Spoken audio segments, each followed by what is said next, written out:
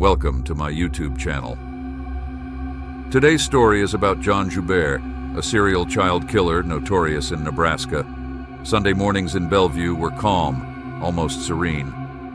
On that fateful day, as Danny Joe Eberle's family saw their visiting relatives off, the mood was bittersweet. Hugs were exchanged, promises to visit again were made, and laughter floated in the cool air. But for Danny's mother, Judy, an inexplicable unease lingered in her chest. It was the kind of motherly intuition she couldn't quite place, but she dismissed it, shaking off the chill in her heart. Danny hopped onto his bike with a bag full of newspapers slung over his shoulder. He waved to his family, flashing a smile that could light up a room. As he pedaled away into the soft glow of dawn, his mother whispered, "Be safe," though the words felt heavier than usual.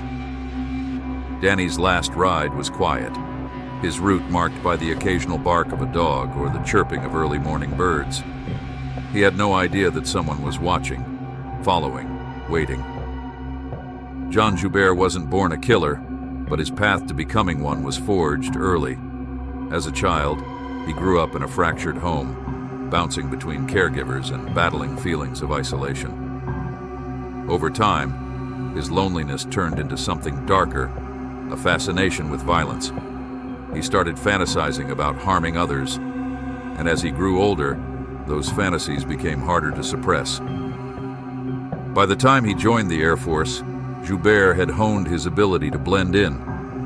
To his peers, he was just another serviceman, polite and quiet. But beneath the surface, his mind was a tempest of dark desires. His military training gave him discipline, but it also provided him with tools to act on his urges. On that fateful morning, Joubert woke up with a chilling sense of purpose. He dressed casually, slid a knife into a sheath on his belt, and stepped out into the world.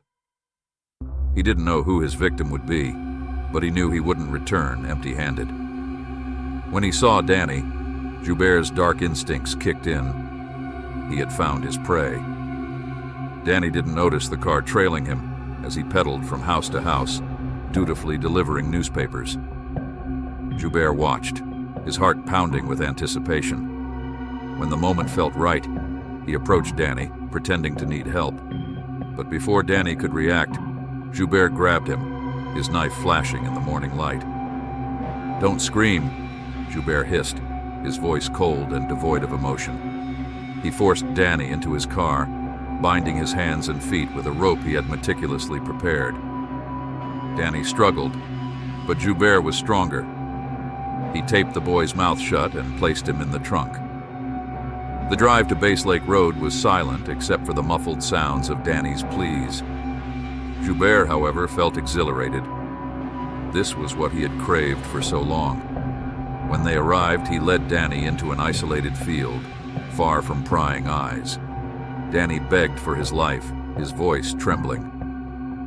"Please don't kill me," he whispered, tears streaming down his face. But Joubert didn't stop. He plunged the knife into Danny's back repeatedly, his actions methodical and detached. When it was over, Joubert left the boy's body in the tall grass and drove away, his dark hunger momentarily satisfied. When Danny didn't return home, panic spread through the Eberle household. Judy called neighbors, asking if they had seen her son, but no one had. Leonard, Danny's father, grabbed his keys and retraced the boy's route. He found Danny's bike and newspapers abandoned near a fence. His heart sank. The family rushed to the police station, filing a missing persons report. Officers and volunteers scoured the town, their search becoming more desperate with each passing hour. But it wasn't until 3 days later that the grim discovery was made. Danny's body lay in a field, his hands and feet still bound, his small frame bearing the marks of a brutal attack. The news devastated Bellevue. Danny wasn't just a boy. He was the town's son. Schools held moments of silence, and parents hugged their children tighter. Fear gripped the community, but beneath it was a burning question. Who could have done this? The investigation into Danny's murder was relentless. Detectives pored over every clue, but one stood out: the rope used to bind Danny. It was an unusual type, commonly used in the military.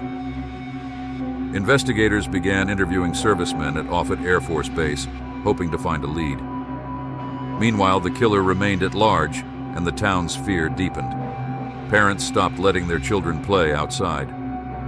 Churches organized vigils, praying for justice. But the answers remained elusive, and the killer's shadow loomed large. Then, less than 2 months later, the nightmare repeated itself.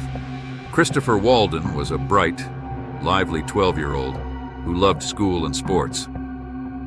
On a chilly November morning, he left for school as usual, waving goodbye to his family. But Christopher never made it. By the time his parents realized he was missing, it was too late.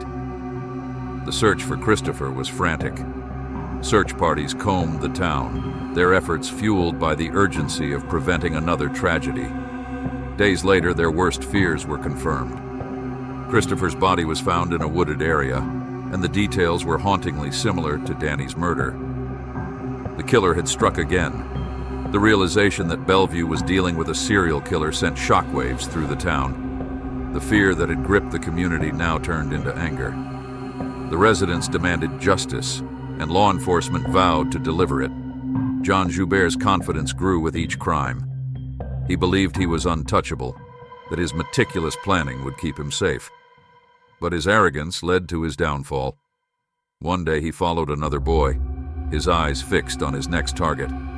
The boy's mother noticed Joubert and confronted him. Joubert fled, but the woman's description of him proved invaluable. Investigators connected the description to a serviceman at Offutt Air Force Base. Joubert's name surfaced, and a search of his belongings revealed chilling evidence.